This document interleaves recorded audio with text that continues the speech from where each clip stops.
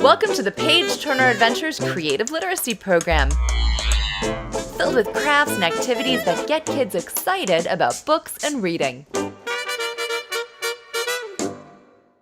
All right, well, we're gonna play some improv games. It's hard to explain improv games on paper, so we actually wanted to show you how to play some of these improv games. So we're here at a high school, and we're gonna get some kids and just really show you how much fun it is to do some of these games.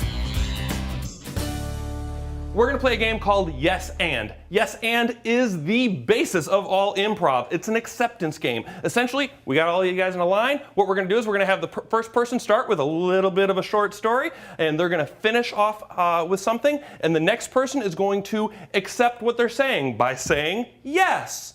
And then they're going to add to that story. The whole idea is to add and for acceptance. So we're just gonna keep going, and then that person's gonna say a little something, and then we're gonna finish it all off at the end, and then we're gonna give everyone a big round of applause. Are you ready? Yeah! Yes, and. All right, hold on one second.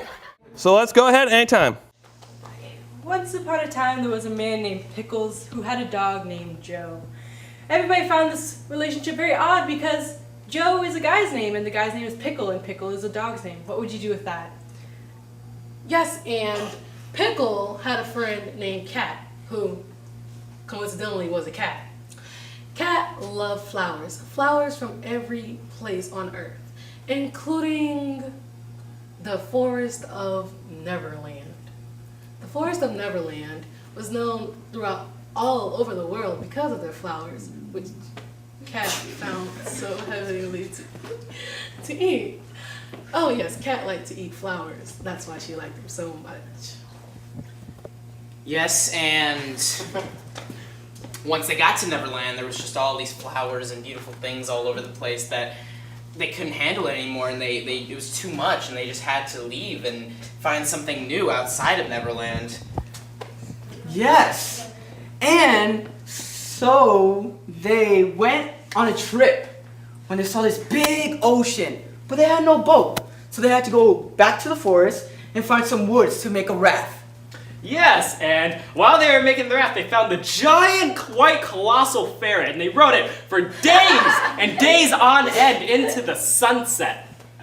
Yes, and then Pickle decided that they wanted to go to the moon, and then Cat agreed, so they both flew up to the moon, but unfortunately there is no oxygen in space. Yes, and they did find out the moon is made of cheese, and they rode their ferret all over the moon, even though there was no oxygen, because they're animals and they don't need oxygen. So they were just having a wonderful time, and Pickle stayed at home with his pickles.